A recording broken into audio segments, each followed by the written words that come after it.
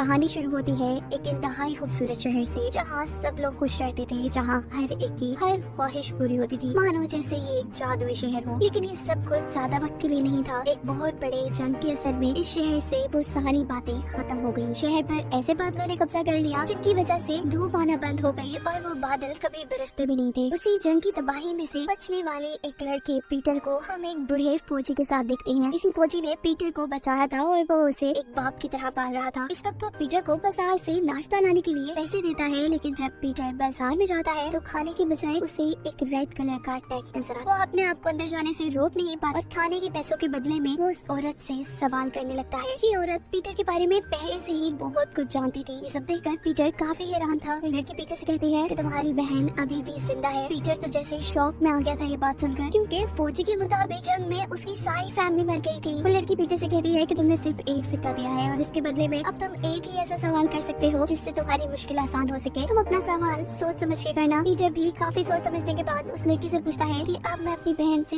कैसे मिल सकता हूँ। वो लड़की जवाब देती है कि तुम्हें एक एलिफेंट तुम्हारी बहन से मिलवा सकता है। इतनी फजूल बात सुनकर पीटर का सारा मूड खराब हो गया था। वो यहाँ से निकल कर घर आ जाता है तो घर आने पर भी अब उसे खाना ना लाने के बदले मार्च करने की सजा मिली थी। वो फौजी को सारी बातें बताता है कि किस तरह एक औरत ने उसे कहा है कि उसकी बहन जिंदा है और वो एक एलिफेंट के जरिए उससे मिल सकता है। लेकिन फौजी कहता है कि ये सब बातें झूठी हैं। साथ ही अब वो फौजी उसे एक कहानी सुना रहा था जो कि उसी की तरह एक फौजी की थी। वो हर रोज एक बुक पढ़ता था और उसे पढ़ कर रोता रहता था। ऐसे में उसका लड़ाई से ध्यान बिल्कुल हट गया था। एक दिन मैंने उसकी किताब चुरा ली और फिर वो एक बहुत ही मजबूत फौजी बन गया। पीटर को ये कहानी सुनाने का फौजी का मकसद ये था कि अगर पीटर एक अच्छा फौजी बनना चाहता है तो वो अपनी कमजोरियों की तरफ ना जाए। फौजी बताता है कि तुम्हारी बहन और तुम्हारी माँ मेरी आंखों के सामने बनी थी। अब ऐसी चीजों को ढूंढने का कोई फायदा नहीं जो इस दुनिया में रही ही ना हो। पीटर अब जब रात में अपनी सजा पूरी कर रहा होता है तो उसके मार्च की आवाज से उनके फ्लैट के नीचे रहने वाले लोग काफी डिस्टर्ब होते हैं। वो पीटर को बुलाकर कहते हैं कि रात में ये सब काम ना करो। पीटर को अपने नेबर्स काफी अच्छे लगते थे, इसीलिए वो अपने नेबर को सारी कहानी बताता है कि किस तरह एक औरत ने कहा है कि मेरी बहन जिंदा है। आदमी उसकी सारी बात ध्यान से सुनता है और भी कहता है कि हो सकता है कि वो औरत सच बोल रही हो और ये भी हो सकता है कि शायद तुम्हें तुम्हारी बहन मिल जाए। इसके बाद सीन कट होता है और हमें एक जादूगर को दिखाया जाता है। उसका जादू इतना बकवास था कि किसी को भी पसंद नहीं आ रहा था। वो खुद भी इस बात से काफी टेंशन में था और अब वो अपना आखिरी जादू दिखाने के लिए एक औरत को यहाँ बुलाता है। इस मर्तबा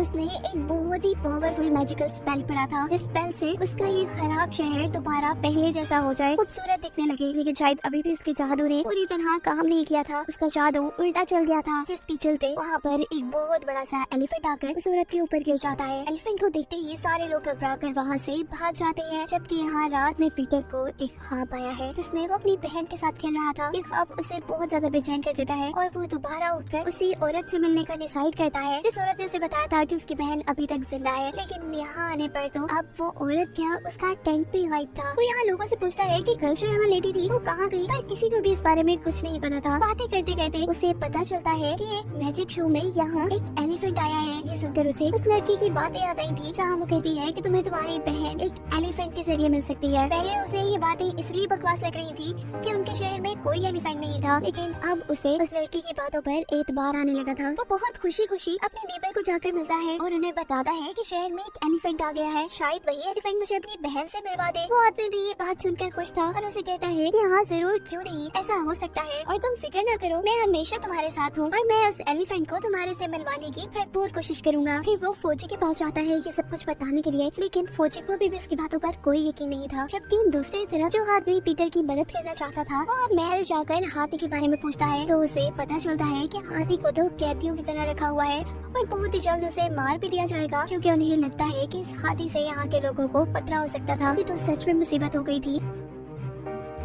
अब वो आदमी पीटर की मदद करने के लिए इस मुल्क के बादशाह को एक लेटर लिखता है कि हमारे शहर में एक बहुत बड़ा एलिफेंट आकर गिरा है। अगर वो देखना चाहते हैं तो उन्हें हमारे शहर जरूर आना चाहिए। अब क्योंकि बादशाह को भी ऐसे ड्रामा टाइप चीजें बहुत पसंद थी, इसीलिए उस आदमी का प्लान कामयाब हो रहा था। बादशाह ने उस एलिफेंट को जिंदा रखने का हुक्म देकर खुद उसे देखने आने का फैसला किया था। इस शहर में जब राजा आते हैं तो सभी लोग उनका बहुत अच्छे से वेलकम करते हैं और एलिफेंट को भी उनके सामने बहुत अच्छे से कलर करके लाया जाता है। लेकिन एलिफेंट को इस कलर से एलर्जी हो रही थी और इसी वजह से वो गुस्से में आ रहा था। सब लोग डर कर वहाँ से भागने वाले थे कि पीटर जो कि वहीं पर खड़ा था उसे समझ आ जाती है सारी बात और वो एक कपड़े को गीला करके उसकी आँख के पास से वो सारा केमिकल पाउडर उतारने लगता है। ये देखकर एलिफेंट भी सुकून में आता है। सबको भी समझ आ जाती है कि वो एलिफेंट उनको मारना नहीं चाह रहा, बल्कि वो एलिफेंट तो अब अपनी सूंड से पानी इकट्ठा कर करके अपने आप को ले लाता है और फिर वही आराम से बैठ जाता है। इस जगह की हाइट पीटर से काफी इम्प्रेस हुई थी कि उसने बगैर डरे इतने बड़े एलिफेंट को पुरसकून कर दिया। वो कहती है कि अगर तुम चाहो तो तुम्हारे लिए एक जॉब है हमारे पास, तुम यहाँ रहकर इस एलिफेंट की देखभाल कर सकते हो। लेकिन पीटर उनसे कहता है कि मैं एलिफेंट की देखभाल नहीं कर सकता, मुझे तो ये एलिफेंट ऐसा चाहिए, यही एलिफेंट मुझे मेरी बहन से मिलवा सकता है। इससे पहले कि वो हेड उसे इनकार कर देती थी, राजा उसकी बात काट देते हैं और पीटर से कहते हैं ठीक है, अगर तुम 3 नामुमकिन काम को पूरा कर लोगे तो तुम्हें मैं ये एलिफेंट इनाम के तौर पर दे दूंगा। जिसमें सबसे पहला काम था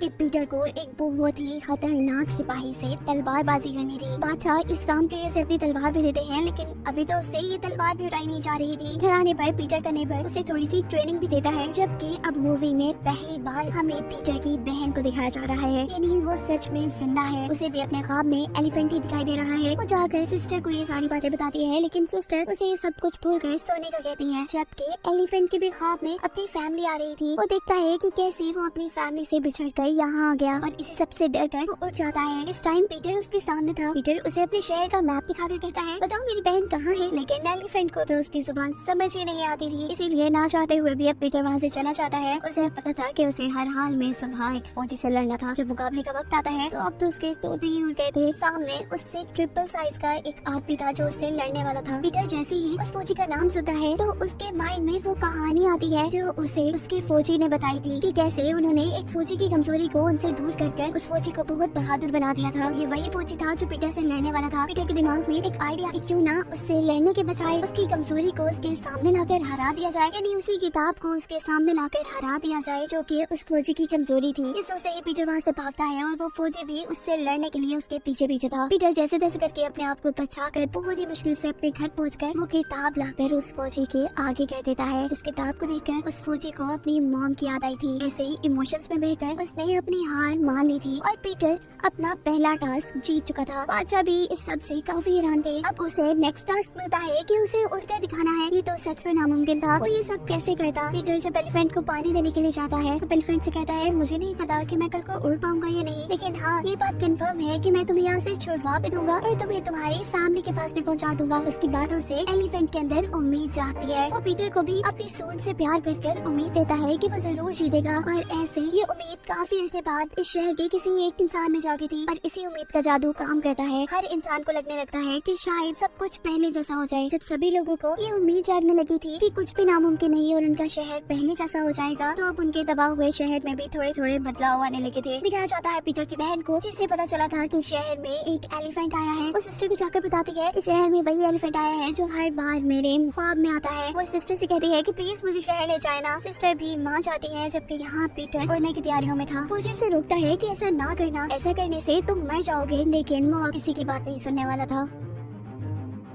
पीटर जब फौजी के घर से चला जाता है तो अब फौजी भी काफी उदास था। वो वक्त याद कर रहा था जब उसे पीटर पहली बार मिला था। जंग के दौरान पीटर और उसकी बहन जिंदा बचे थे। वहाँ एक सिस्टर भी थी जिन्होंने पीटर को तो फौजी को दे दिया, बल्कि उसकी बहन को अपने पास रख लिया। अब पीटर फौजी की जिम्मेदारी थी, लेकिन साथ साथ उस फौजी को जंग में भी हिस्सा लेना था। इसीलिए वो वहाँ से जैसे ही आगे बढ़ता है तो पीछे एक जोरदार धमाका हुआ था। उस फौजी को लगता है कि शायद वो सिस्टर और पीटर की बहन यही मर गए। खैर सीन कट होता है और हमें दिखाया जाता है पीटर शहर की सबसे बड़ी बिल्डिंग के ऊपर। जैसे ही वो वहाँ से जंप लगाता है तो अब उसके बैग में से एक पैराशूट निकला था, जिसकी वजह से वो हवा में उड़ने लगा था। ये पैराशूट उसने खुद बनाया था। उसकी इस इन्वेंशन को देखकर सभी लोग बहुत हैरान थे और इस तरह वो अपना दूसरा टास्क भी जीत चुका था। शहर में आई उसकी बहन भी उसे देखकर काफी खुश थी, लेकिन अभी तक वो ये नहीं जानती थी कि पीटर उसका भाई है। पीटर को बादशाह तीसरा टास्क देते हैं कि उसने इस शहर की हेड को हंसाना है, क्योंकि कुछ ही देर पहले बादशाह को ये बात पता चली थी कि इस शहर की हेड काफी सालों से हंसी नहीं। जब से जंग में उसके भाई की डेथ हुई है वो हंसी ही नहीं। ये काम तो पीटर को भी सच में काफी मुश्किल है कि वो कैसे शहर की हेड को हंसाएगा। आगे बढ़ने पर वो एलिफेंट के साथ ही था कि तभी उसकी बहन एलिफेंट के पास आकर पूछती है कि तुम बार बार मेरे हाथ में क्यों आते हो। इससे पहले कि पीटर कोई बात समझता या एलिफेंट उसे कोई इशारा देता, सिस्टर उसे आकर यहाँ से ले जाती है। अगला दिन हो जाता है और अब पीटर को अपना तीसरा टास्क भी पूरा करना था। वो एक अजीबोगरीब सा जोक सबको सुनाता है। इस जोक से तो वहाँ पे किसी को भी हंसी नहीं आई थी। शहर की हेड को कैसे हंसी आती। वो झूठ मूठ का हंसती है ताकि पीटर जीत जाए, लेकिन राजा उसके ये चालाकी समझ रहा था और इस तरह वो पीटर को हारा हुआ कह देता है। पीटर काफी दुखी होता है। साथ ही बादशाह ये भी ऐलान कर देते हैं कि इस एलिफेंट को यहाँ से बांध कर ले जाया जाए। पीटर कहता है नहीं नहीं रुको, प्लीज रुको। वो बादशाह से रिक्वेस्ट करता है कि प्लीज एलिफेंट को छोड़ दे। पहले तो मैं एलिफेंट को सिर्फ इसलिए पाना चाहता था कि मुझे वो अपनी बहन के पास ले जाए, लेकिन आप ये भी तो सोचे इस एलिफेंट की भी कोई फैमिली है, मुझे इसे इसकी फैमिली तक पहुँचाना है, प्लीज आप इसको मेरे हवाले कर दे। लेकिन जब बादशाह उसकी बात नहीं मानते तो अब एलिफेंट को ये गुस्सा आ गया था। वो अपनी सूंड से अजीबोगरीब पानी निकाल कर बादशाह पर गिराता है। ये देख कर सभी लोगों के साथ साथ शहर की हेड को भी हंसी आ जाती है। उसके हंसने से अब पीटर जो कि 1 मिनट पहले हार चुका था, उसकी हार जीत में बदल चुकी थी। यदि राजा ये बात मान गए थे कि पीटर ने शहर की हेड को हंसा दिया। पीटर को खुशी से वो एलिफेंट अपने सर पर बिठा लेता है। सभी लोग काफी खुश थे और अब सीन कट होकर हमें दिखाया जाता है जेल का सीन, जहाँ उस जादूगर को कैद किया गया है जिसकी वजह से